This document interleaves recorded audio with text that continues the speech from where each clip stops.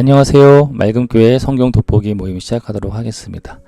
네, 날씨가 많이 쌀쌀해졌습니다. 여러분 건강에 유의하시고 코로나나 독감 걸리지 마시고 우리 2025년도 건강하게 잘 마무리했으면 좋겠습니다. 네, 오늘은 사도행전 1장 예수님의 승천과 지상명령이라는 제목을 가지고 함께 이야기 나누도록 하겠습니다.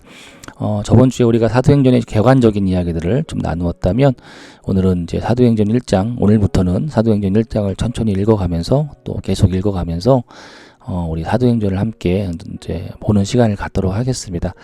그래서 사도행전 1장을 볼 건데, 사도행전 1장은 이제 부활하신 예수님의 마지막 명령과 또 초대교회의 시작을 알리는 어떤 그런 장면들로 구성되어져 있죠. 네, 첫 번째로 누가는요, 이 사도행전을 기록하면서 이 사도행전과 누가복음도 마찬가지인데 이 사도행전을 누구에게 보내고 있는지 말하고 있습니다. 그리고 누가복음과 사도행전은 바로 데오빌로라고 하는 사람에게 보내는 편지 글이죠. 그래서 이 데오빌로라고 하는 말의 뜻은요, 사실 하나님을 말하는 테오스라는 말과 사랑을 뜻하는 필로스라는 말이 합쳐진 말로써요, 하나님의 사랑을 받은 자 정도로 이렇게 해석을 하시면 될 것 같습니다. 그리고 이제 누가복음에서 데오빌로를 향해서 각하라는 표현을 쓰죠. 이 각하라는 표현을 쓰는 것을 봐서는 데오빌로가 이제 직책상으로 로마의 고위 관리였던 것 같고요. 그가 누구인가에 관해서는 굉장한 많은 그런 어떤 견해들이 있지만, 이런 것들을 봤을 때는 로마의 고위 관리로서 복음을 받아들이는 어떤 성도라는 사실을 우리가 알 수가 있습니다. 그리고 누가는요, 누가복음과 사도행전을 기록하면서 이 데오빌로라는 로마의 고위 관리였던 사람을 수신자로 이렇게 둠으로써 이 문서를 보호하고 또 유통시키고자 하는 의도가 있었던 것으로 보입니다. 그래서 실제로는 이제 수신자가 데오빌로이긴 하지만 실제로는 모든 성도들을 위해서 기록한 책이 아닌가라는 생각을 해보게 되어져요. 네. 자, 1장 1절에서 5절까지는요, 예수님이 부활 후에 승천까지 어떤 그런 행적을 간단하게 소개하고 있습니다. 먼저 3절에서 예수님이 고난받으신 후 부활하시고 40일 동안 사람들에게 보이시고 하나님의 나라의 말씀을 나타내셨다, 전하셨다라고 이야기를 합니다. 이 40이라는 숫자가 완전수이기 때문에 충분한 시간 동안 그들과 만나셨다라고 볼 수도 있겠죠. 그리고 나서 예수님이 예루살렘을 떠나지 말고 성령을 기다려라라고 하는 명령과 함께 지상명령을 내리신 후에 승천하시는 장면들로 구성되어져 있습니다. 네. 자, 당시 사실 제자들에게는요, 예루살렘이라는 곳이 굉장히 위험한 곳이었습니다. 그곳에는 여전히 예수님을 십자가에 못 박은 대제사장 및 종교 지도자들이 눈에 불을 켜고 그 제자들을 예의주시하고 있었기 때문에 사실은 예루살렘을 떠나 있는 것이 좀 안전했습니다. 더군다나 제자들의 집은 갈릴리였기 때문에요, 예수님의 승천 이후에 예루살렘에 남아 있을 이유가 없었습니다. 하지만 예수님께서는 그들에게 예루살렘에 머물러 있으라고 명령하셨습니다. 이유가 무엇일까요? 성경에 나온 대로 그들이 함께 무엇을? 성령을 기다려야 했기 때문입니다. 근데 여러분 생각해 보십시오. 성령님이 예루살렘에만 임하시는 분은 아니잖아요. 갈릴리로 가도 거기서 성령을 받으면 되죠. 그렇다면 예수님이 그 말씀을 하신 또 다른 이유가 있을 것 같습니다. 그것은 바로 뭐냐면 그곳에, 그 예루살렘이라는 곳에 교회를 세우기 위함이었다라는 것이죠. 아마 그들이 다 흩어져서 고향으로 떠났다면 교회를 세우는 일이 조금 힘들었거나 아니면 더 오래 걸렸을지도 모르겠습니다. 예수님은요, 그들이 함께 모여서 성령의 충만함을 입고 교회를 이루어가는 것, 그것이 복음의 시작이다라고 보신 것이죠. 그래서 십자가에 달리신 예수님께서 예루살렘이라는 터 위에 그 하나님의 교회를 세움으로써 그것으로부터 복음이 퍼져나가는 일을 위하셨을 것이다 라고 생각해 볼 수 있겠죠. 그런 이유 때문에 제자들은요, 위험을 무릅쓰고 예루살렘에 머물러 있어야만 했다라는 것입니다.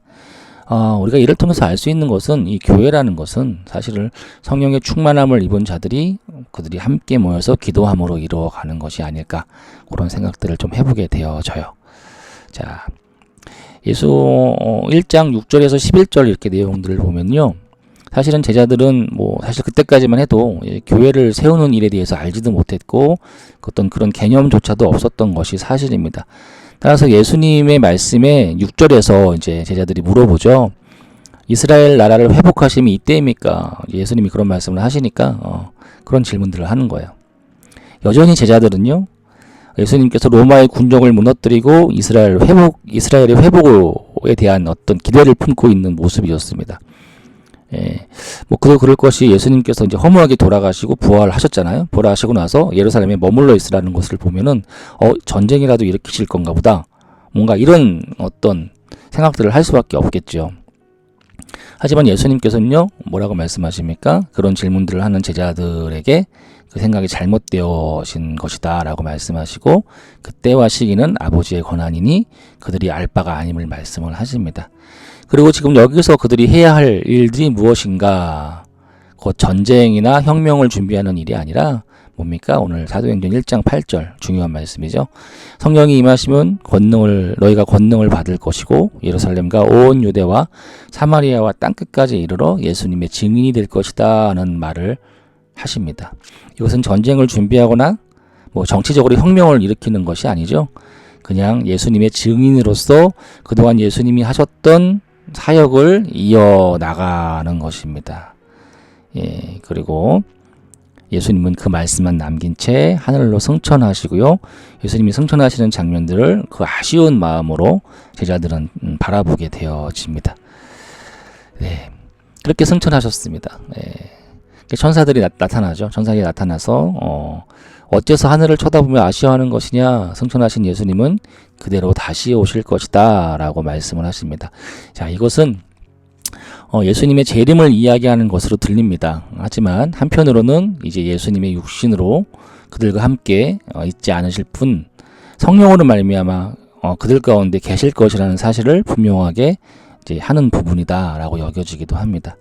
하늘에 계신 우리 아버지지만 또한 우리와 함께 하신 우리 곁에 계신 우리의 아버지도 되는 것이지요. 그렇게 제자들이 예수님과 이별을 하게 되어지고 그것은 또 다른 역사의 시작이겠죠.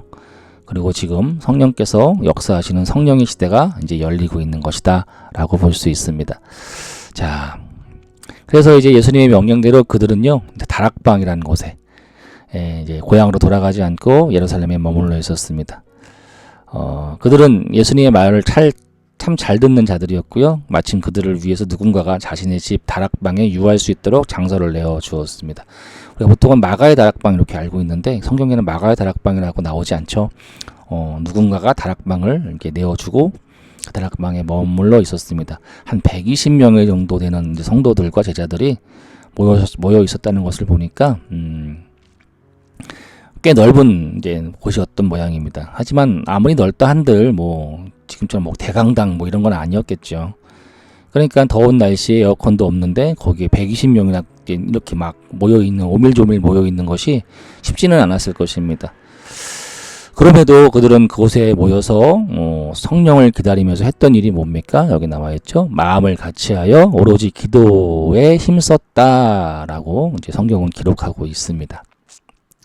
자, 제자들과 성도들이 부활 사건을 경험하고 나서 이제 변화된 모습을 보입니다. 사실은 그들은 기도하는 자들이 아니었죠. 그 전에 예수님께서 겟세마네에서 기도하실 때 옆에서 잠을 자던 자들이었습니다. 그리고 예수님이 십자가에 달리실 때 도망갔던 자들이었습니다. 그런데 그들이 변화되었죠. 잠자던 자들이 스스로 기도하는 자들이 되었고 도망갔던 자들이 남아있는 자들이 되었다라고 하는 것이죠. 참 의미 있는 말인 것 같아요. 그렇게 변화가 되었다는 거고 어떻게 이렇게 순식간에 사람들이 변화되어질 수가 있었을까? 라고 생각할 때 예수님의 부활 사건이 없었다면 그것을 경험하지 않았다면 이렇게 사람들이 변화되어지지는 않았을 것이다 라고 하는 생각을 좀 해보게 되어져요. 따라서 이것들이 어쩌면 이제 예수님의 부활의 증거가 되지 않을까라고 생각도 들고요. 제가 상담을 해보지만 사람이 변하는 게 쉽지 않습니다. 그것도 떼거지로 이렇게 다 한꺼번에 120명이 한꺼번에 이렇게 변할 수가 있었겠습니까? 120명이 아니더라도 12명의 제자들이 그렇게 변할 수가 있었겠습니까? 예수님의 부활이 아니고서는 기도하지 않던 자들이 기도하게 되고 도망갔던 자들이 남아있게 되어지는 이 위험한 장소에 이런 일들은 없어지게 되겠죠. 그리고 이러한 변화가 하나님의 역사를 만들어가고 있는 중이라는 것이죠. 자, 그런 가운데 이제 웬일인지 베드로가 갑자기 벌떡 일어나서 모든 사람들에게 이야기를 하기 시작하는 거예요. 이제 그 말은 뭐냐면 예수님을 팔아넘기고 스스로 목숨을 끊은 가룟 유다에 관한 이야기였습니다. 예, 베드로는요 가룟 유다를 이렇게 언급하면서 가룟 유다의 그러한 행동들이 이미 시편에 예언되었던 것이고 예수님도 그들과 마지막 식사하실 때 그 시편 말씀을 그대로 인용해서 유다의 배신을 암시하셨던 것을 이렇게 이야기를 합니다. 비록 유다가 배신을 했지만 그는 원래 예수님의 제자였고 제자로서의 직무 중 한 부분을 감당하던 그런 사람이었다.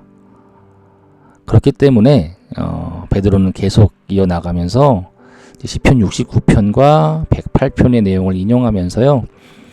이제 가룟 유다와 같은 일은 다시 일어나서는 안 될 일이지만 그가 맡았던 직분에 관해서는 우리가 계속 이어받아야 된다라고 하는 이제 말을 하죠.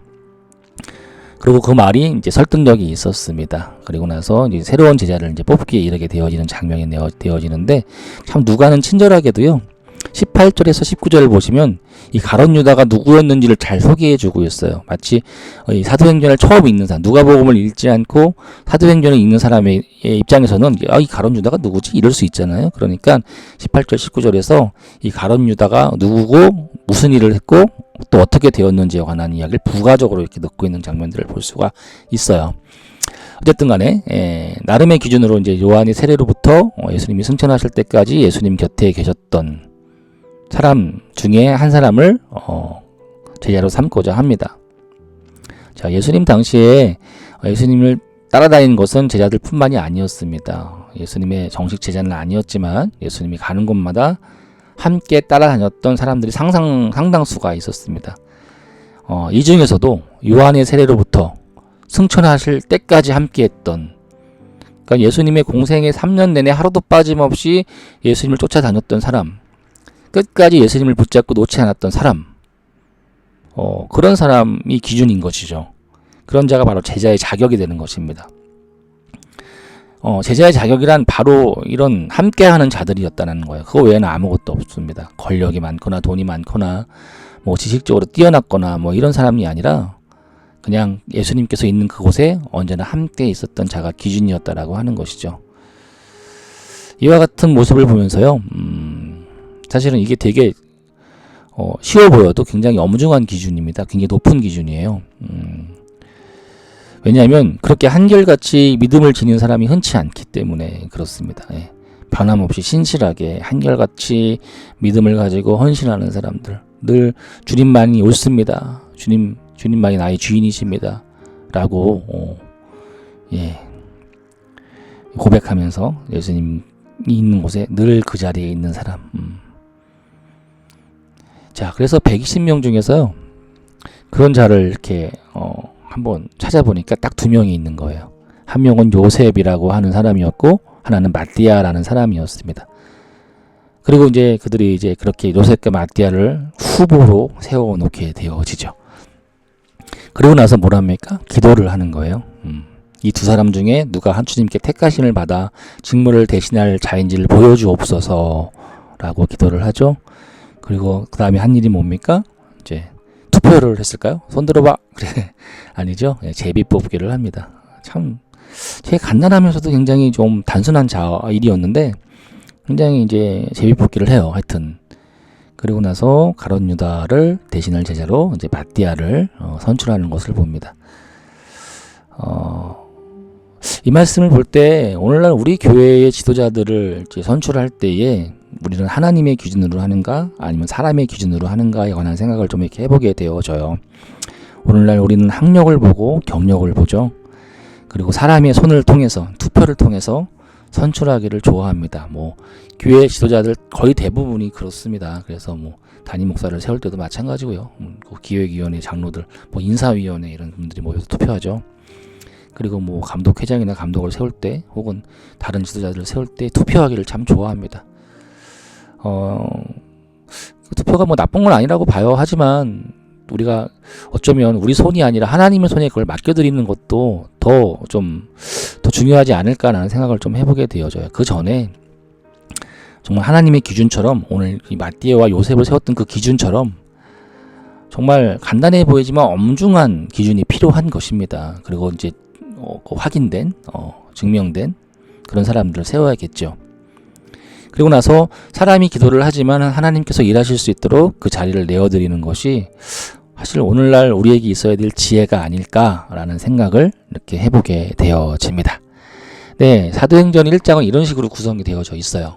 그래서 사도행전 1장을 이렇게 보면서 우리가 좀 간단하지만 우리에게 주는 교훈이 있다면 이제 교회는 함께 구성해 나가는 것이다. 함께 모여서 기도하는 성령 충만함을 입은 자들이 이루어가는 것이 바로 교회이다라고 하는 것이고, 특별히 이제 우리가 이 부활 사건 이후에 변화된 제자들의 모습을 보면서 기도하는 모습이 중요하다. 변화된 삶으로 하나님의 역사를 만들어가는 자들은 바로 기도하는 자들이다 라고 하는 사실을 우리가 알 수 있고요.